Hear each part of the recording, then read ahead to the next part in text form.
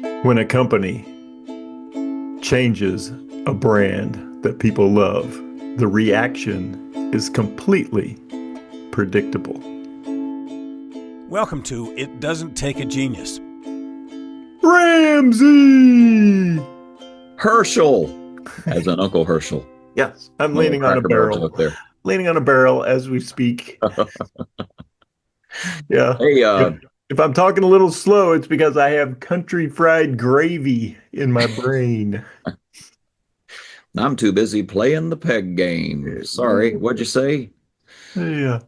So we got a whole new take on the crazy debacle that is the Cracker Barrel brand change. And I think one of the things that people are missing is A, this is not new, right? The reaction to this is not new. And B, it's completely predictable. hmm hmm Like everybody should have seen this coming. hmm And when you say uh, predictable, you're not talking about, oh, I know insider information about Cracker Barrel. You're saying I've watched brands for a very long time and I see what happens, right? Oh, yeah, we've got for this podcast, we've got an example of when it failed. hmm When a corporation took on a major branding change and it failed, and we've got an example of when it succeeded. And Okay. then and some ideas around, okay, yeah, what could they have done better? How could they have made this go smoother? And what are the takeaways for, right, my brand, right? And this goes all the way down to, okay, I'm not the CEO or CMO of a big company. This boils all the way down to your personal brand. Yeah. Everybody Yeah. listening to this podcast, You have both, one. both of them, Both yeah, of them. have a personal brand.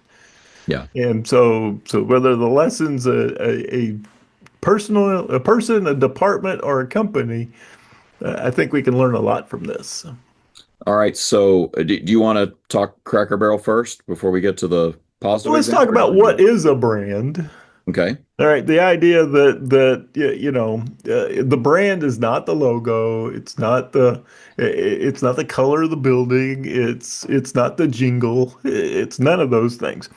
The brand is this relationship. It's the feeling you get when you even hear the name of the place. Right? It evokes memories and feelings, and there's trust and loyalty. If it's a beloved brand, there's an emotional connection to it. So that's the part we're talking about, right? When you start to mess with that, and if you take any relationship and you start to mess and rewrite that relationship, fraught with danger. Sure. Like has Sure. the potential to go terribly wrong anytime you start messing with an emotional contract between a brand and its customers. Yeah. And you have said many times on this podcast that everything speaks. So, it's not the jingle, it's not the logo, it's not the words we say, it's not what it looks like when you walk in the door, etc. It's unfortunately all of those things at the Hmm. same time, and the impact that it has on somebody. So everything is communicating what you are about, what your values are, what you stand for, what does the brand promise, right? What does that Hmm. brand promise? Oh yeah. Well, and we're talking about beloved brands. Sure. So there are brands out there, yeah, that Hewlett Packard changed their logo and their messaging. Who cares? I don't care.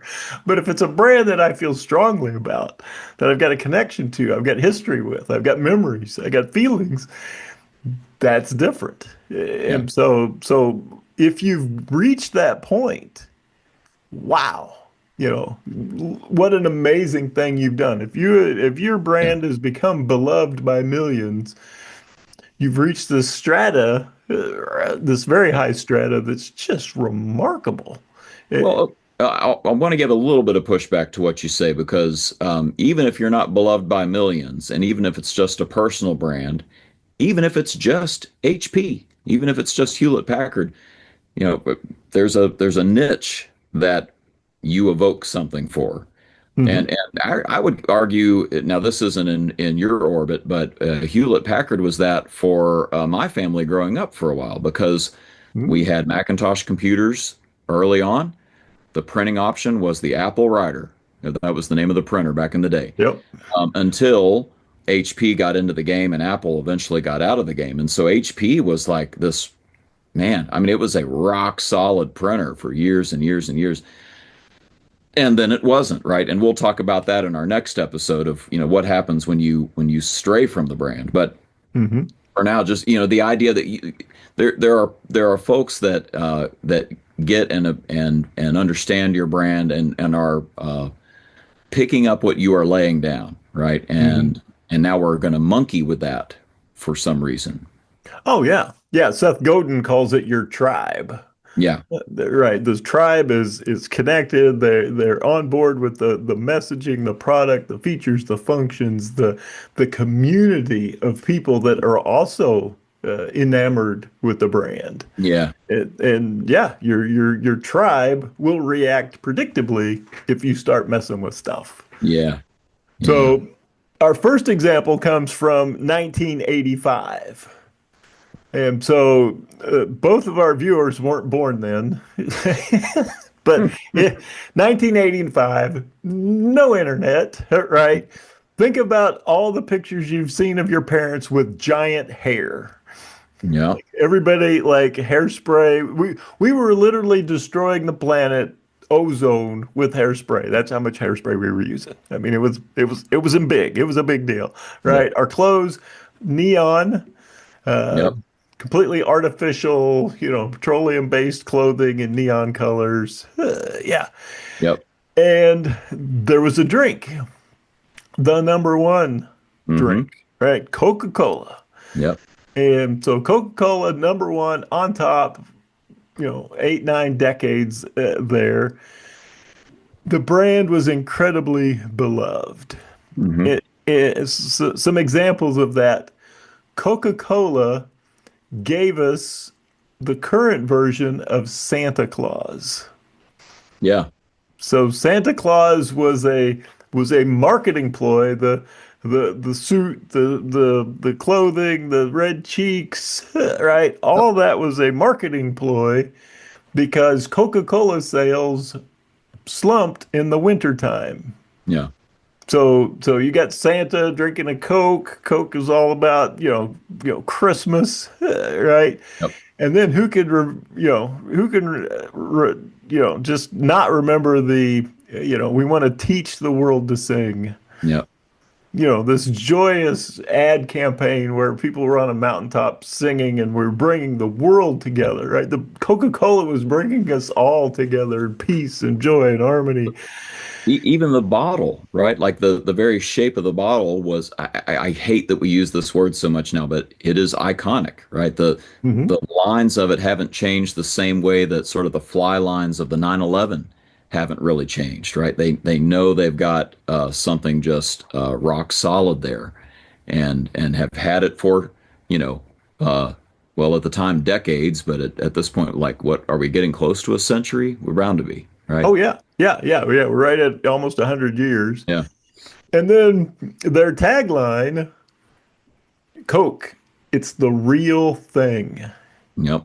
So, they had so many competitors, Pepsi and Dr. Pepper and RC Cola and all these were trying to take their lunch money, right? If you're the Yep. biggest kid on the block, everybody's going to try and take your stuff.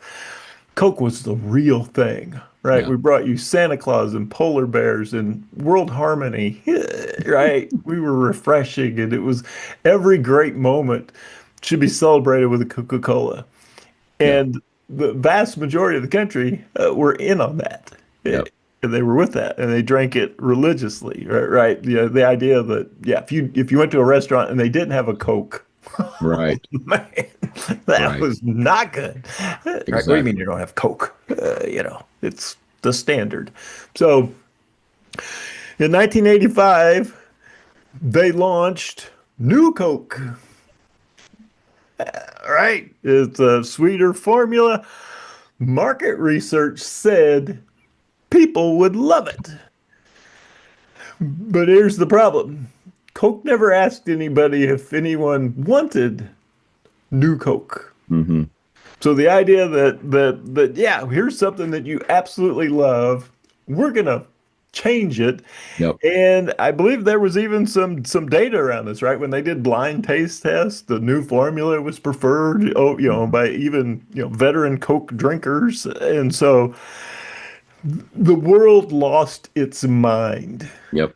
And it lost its mind in a way that makes Cracker Barrel, look like a footnote in brand history, Hmm. right? There was picketing, there was live protest.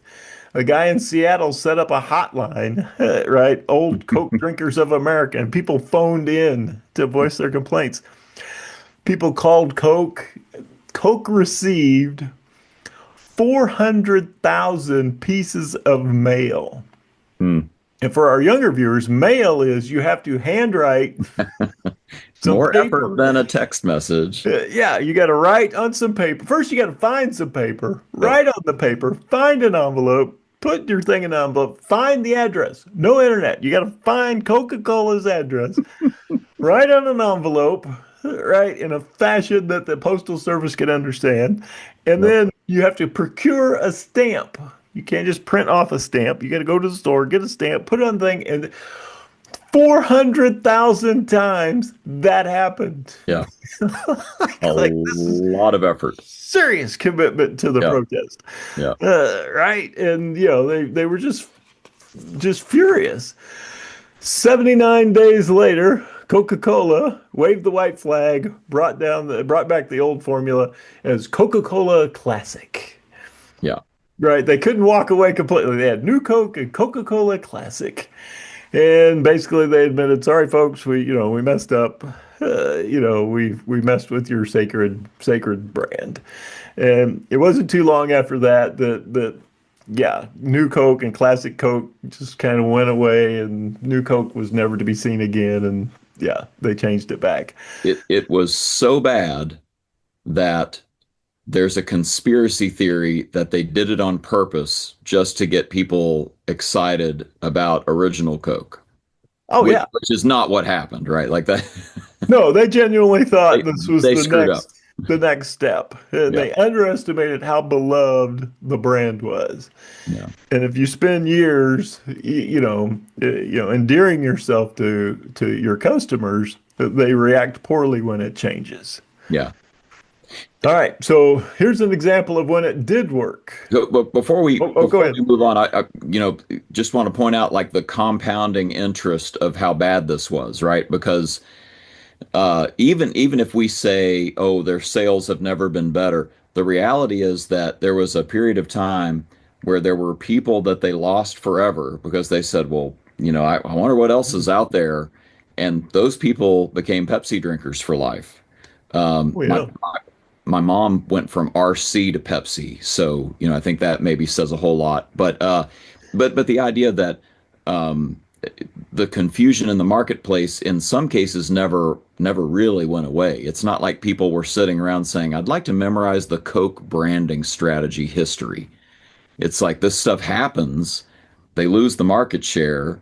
There's financial repercussions, obviously, from that, but beyond that immediate alienation backlash, it's like it just sort of stays in the ether. It's still there Mhm. where people are like, well, so do they ever get back to the original flavor? I don't keep up with it enough. I don't really care. Well, they don't care, meaning also they're not necessarily buying the product. They're not gung ho and bought into the brand like it had for so many people back in the day. So there's just I think we're still dealing with compound interest from the debacle of trying to change the brand. Oh, yeah. No, no, super great point. The idea that it emboldened other brands, Yes. Pepsi, RC, Dr. Pepper, Double Cola, right? Yep. All these other brands went, oh, Yep. the big guy just stubbed his toe. Yep. 100%. Yeah, it's the only the strong survive, right? They sense weakness. Smell blood in the water. Yep. Right, we're going after they're finally weak, right? This juggernaut that looked insurmountable and unassailable, all of a sudden you're like, oh, all right, we have a chance to gain market share here if And you're a this is competitor. I don't think there's another brand out there in the world of beverages that has a gigantic museum dedicated to its history. I mean, gigantic. If you've never been to Atlanta to the museum, I mean, World of Coca-Cola is an amazing place. Oh yeah, yeah. When So you're like, there, they tell you, the formula is locked in the vault. They show you the vault, yeah, and yeah, the fact that the legend was that only two people in the world knew the formula for Coca-Cola, hmm, and they weren't allowed to fly on the same airplane. yeah. That's so good. This was common knowledge, right? Right. The formula is so amazing that yeah, only two people know it. They're not allowed on the same. If the airplane Yep. crashes, we don't want to lose We the can't lose formula for the. Coke. Yeah, Yeah, yeah. Coca-Cola it's a national treasure. Yeah. That's how we're preserving it. And then we just changed it. No big deal. Yeah, I found the formula in the vault, took it out, scratched out a few items. Yeah, I made it better. And they didn't want better. They wanted the original, So good. the real thing. All right, so So, you had a positive example. I'm sorry, I interrupted. oh no, no, no, no, yeah, that was a fantastic point. The positive example. So we're all familiar with Porsche. Hmm. And so when you say the word, right, all you have to do is start to think about what are the feelings, the Yep, emotions, what are the images that pop into your head? You yep, go Porsche. And immediately from my era, you immediately go, there is no substitute. yeah, Right. yeah, It's the ultimate sports car. It's right.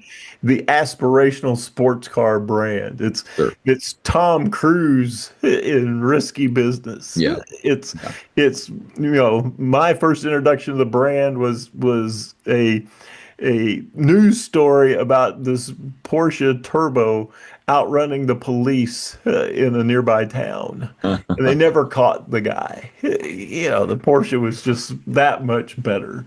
and And so, I'll let me throw in mine because the fact that I'm born in the '70s, late '70s, there's a lot of even Risky Business would have been, I knew about it, but you know what my first real introduction was to Porsche was the Micro Machine. Remember the little tiny ooh, like yeah, mini Matchbox cars? yep, And you get to the micro scale, like obviously they have to exaggerate some of the proportions to make the car look like the car.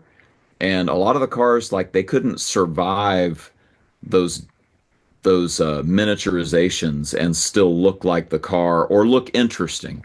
You know, it always looked like a Porsche was a Micro Machine Porsche. Those lines are just so, I mean, again, just like we said with the 911, it's iconic, right? Just like the Coke bottle, it's iconic. It's Mhm. part of the brand. So go ahead. I'm sorry. Oh yeah. No, you make such a great point. Yeah, I was watching this documentary on car design Hmm. because I have no life. And the designer of the Chrysler 300, which was iconic in its day, right? Nobody had Yep. seen anything like that. He said, if it's a fantastic car brand, you should be able to draw three lines and Ooh, everybody recognize what the vehicle is. I love that. Right. Yeah. So for a Mustang, if you drew, the Yep. silhouette and you drew the little notch on the side, Yep. 99% of people who live in America would go Mustang. Yep. He said so three lines was critical. It took more than that, bad car design. Mm. And I would argue, right, and I've seen the silhouette, right? If you just draw one line, Yep. people go, "Oh, that's a Porsche." Yep. It's that, 100%. so they distilled it down to one line, communicates what the brand is, Yep. what it looks like, what you should expect. Yep. So this thing, right? You've got Porsche Club, PCA, Porsche Clubs of America. You've Yep. got you've got people meeting in parking lots. You get this whole thing going, and then in 2002, Yep. yeah, Porsche goes, "Hey, we got a great idea. We're gonna." We've only built two-door sports cars. We're now going to build a four-door SUV. Yep. And And got trashed in the press, right? Like, oh, oh, what are they thinking? It's a terrible idea. the world lost its mind. Yep. Yeah, this is the end. They declared the end of Porsche, right? There Yep. were magazine covers with tombstones with Porsche on it. Yep. The phrase back then, and I've heard young people still use the phrase. They have no idea where it came from, but that Porsche had jumped the shark. Yeah. Yeah. This was the end, right? So they've betrayed their Porsche DNA. They've forgotten who they were. Yep. They've left their customers behind. And the Porsche folks, right, came out with a vehicle. And one of the things I know about this was the designers when they talked about it, they said, and this kind of cleared it up for some people. They said we didn't build an SUV that looked like a 911. Yep. We built a 911 that could hold four people. Yeah. Yeah. Oh, okay. And this thing performed, right? They had it on the Yeah. track, right? Right. This thing was an amazing performance sports vehicle. It looked like, it had all the Porsche cues, Yep. and they took it in the teeth for a little while, but as they communicated what it was and how it was still a part of the DNA of Porsche. Yep. Yeah, it was a new branch, but it hadn't strayed that far from its roots. Yeah. You could get a turbo, you could get a GTS, you could get Right. these four-wheel drive, right? It had all these attributes that made the sports cars wildly attractive, Yeah. and it worked. It Right, did right. work. Yeah. The Cayenne saved Porsche. Right. Right. As people would say now, the four-door cars funded all the development of the sports cars. Yep. So we wouldn't still have a 911 if it wasn't for the Cayenne. Yeah. And so, it was still here. It honored the core of the brand, and it invited more people in, and at the same time still kept it exclusive. Porsche to this day is still 1% of 1% of the overall, car Yeah. market. Yeah. So they saved the brand. They made it work. And so here you've got a case of a brand that branched off, but did it in such a way that people came to love it, accept it, and actually, became the strongest selling car that they had. Yeah, I think that's the amazing part is that it becomes the volume play for the brand, with Macan, and Mhm. the thing about what you just said, and I don't want to say too much about this because it spills over into our next episode, but the idea that tested on the racetrack, right? It was designed on the racetrack in Mhm. many ways, like all Porsches, right? If you're around the brand enough, you know the crazy things they do.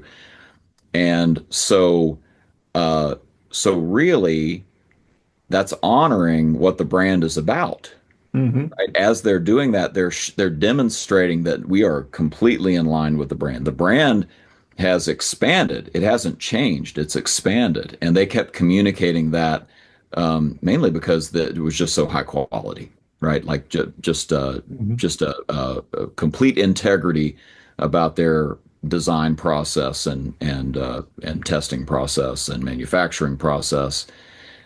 It, Porsche for many years has almost been like can do no wrong, right? And to serve that's how they survived all that bad press was by the time you got down to the brass tacks, it may not be for you, but it's a Porsche.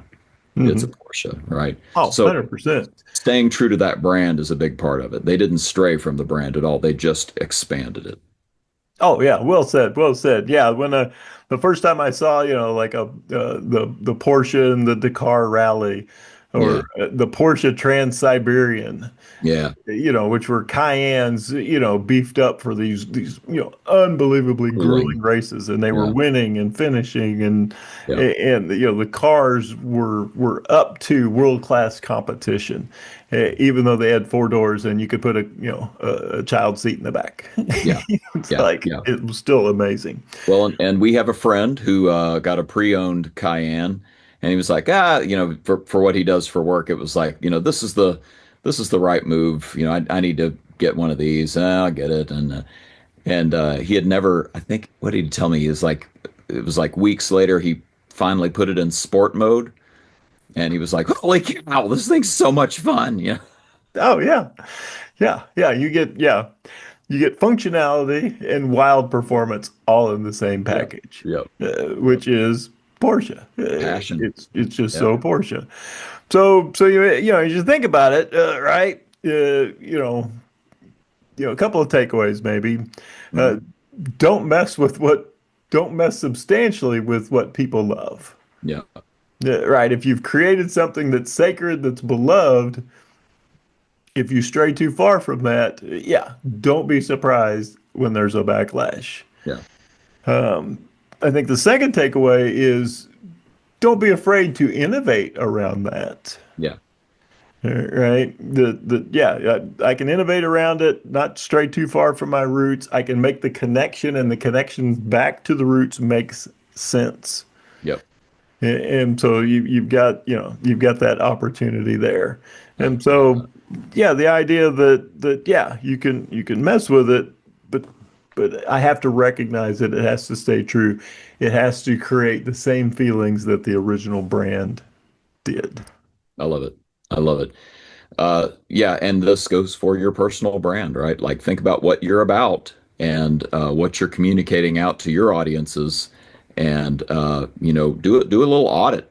Where do you, if this is what you're about, what do the things that you're doing and saying communicate to enhance that brand or detract from it? And we're all changing our brand periodically, right? There are things that we're growing on our skill set, or there are new direction that we want to go in our work, or something like that. Does it align to that true north? By the way, if you don't know the true north, we'd love to talk to you as an organization, as a personal client. This is the kind of stuff we love to do: is help people define that so that they can go be the best they can be. Perfect. That's Man, all I well got. said. Well Yep. said. All right. We hope this helps with the current pop culture conversation that's going on in the world. Kind of a different take on all of this.